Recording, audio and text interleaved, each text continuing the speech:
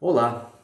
Nós temos visto nas redes sociais de alguns grupos católicos um uso indiscriminado de conceitos que para nós, católicos, são importantes, são fundamentais, que são os conceitos de tradição, escritura e, anexo a esses conceitos, o conceito de magistério.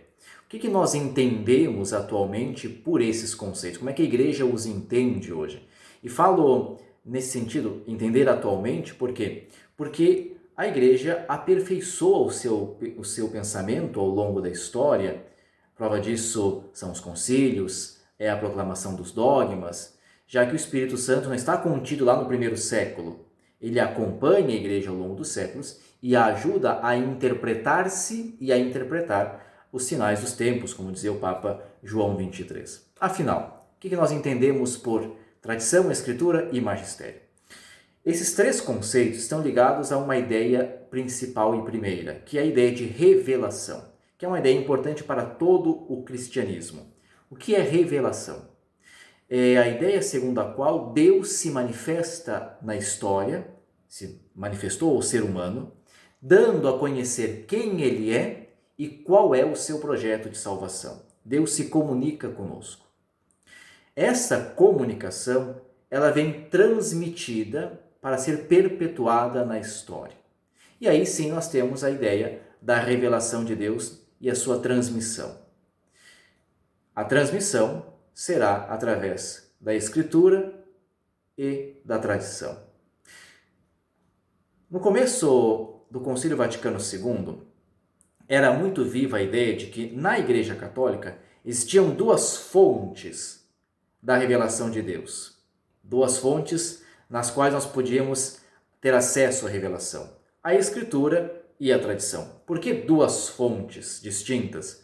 Porque aqui havia uma contraposição em relação aos protestantes. Lembremos que Lutero tinha muito caro o princípio de sola scriptura, somente a Escritura. Era apenas uma fonte da revelação.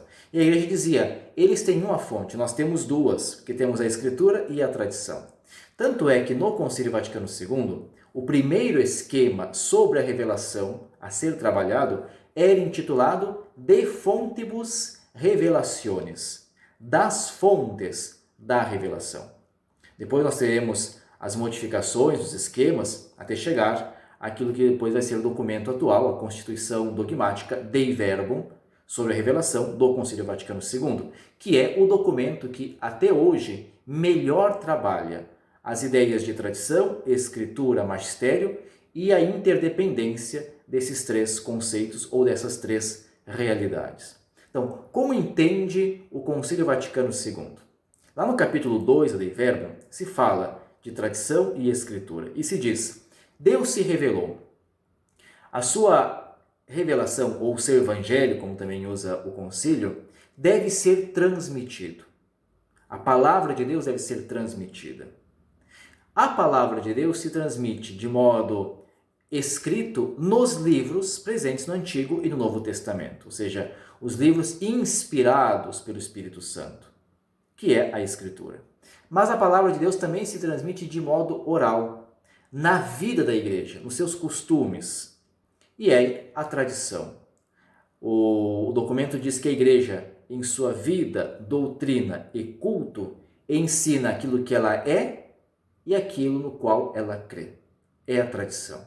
Então, tradição e escritura são como que um único depósito da palavra de Deus.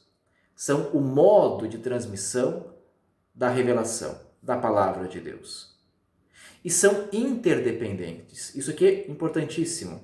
Quer dizer, a escritura é o primeiro fruto da tradição. De modo que a escritura ela deve ser lida dentro do horizonte da tradição. Mas, ao mesmo tempo, é a escritura também que dá os limites para a tradição. Porque na escritura está consignado aquilo que é fundamental, ela também vai dizer até onde a tradição pode ou não pode se alargar.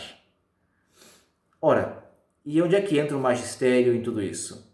O magistério da igreja é um serviço, um ministério que Cristo instituiu para garantir que a sua palavra fosse transmitida integralmente ao longo dos séculos. Então, o magistério, que são os bispos e sua cabeça, o Papa, tem a função de conservar a verdade de fé revelada e transmiti-la integralmente. Evidentemente que esses três conceitos, eles estão dentro de uma lógica dinâmica, no sentido de que o modo como nós entendemos a Escritura hoje não é o modo como nós a entendíamos há 100 anos atrás, por conta da evolução do pensamento. O modo como nós entendemos a tradição hoje, idem. E o modo como o próprio magistério olha para a tradição e para a Escritura, idem, evolui ao longo dos séculos. Nós temos que pensar que o Concílio Vaticano II, por exemplo, é magistério extraordinário da Igreja.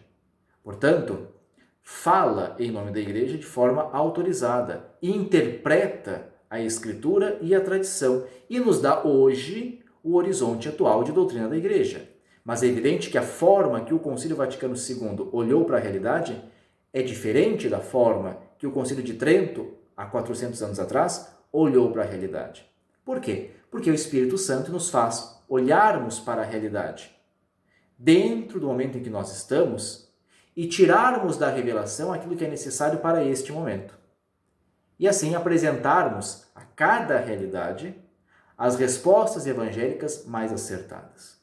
Portanto, lembremos, a revelação é a manifestação de Deus na história. Deus que se comunica conosco, nos diz quem Ele é, qual é o seu projeto. Essa revelação vem transmitida na palavra de Deus, que é a tradição e a Escritura. Esta palavra é servida por um ministério, o magistério da Igreja. Então, estejamos em comunhão com o magistério da Igreja. A última grande palavra extraordinária, repito, foi o Concílio Vaticano II, mas nós temos hoje o Colégio Episcopal. Todo o Colégio Episcopal, em comunhão com o Papa, quando fala, é o magistério da Igreja e nos ajuda a compreender melhor o que é esta palavra de Deus, o que é a revelação de Deus hoje.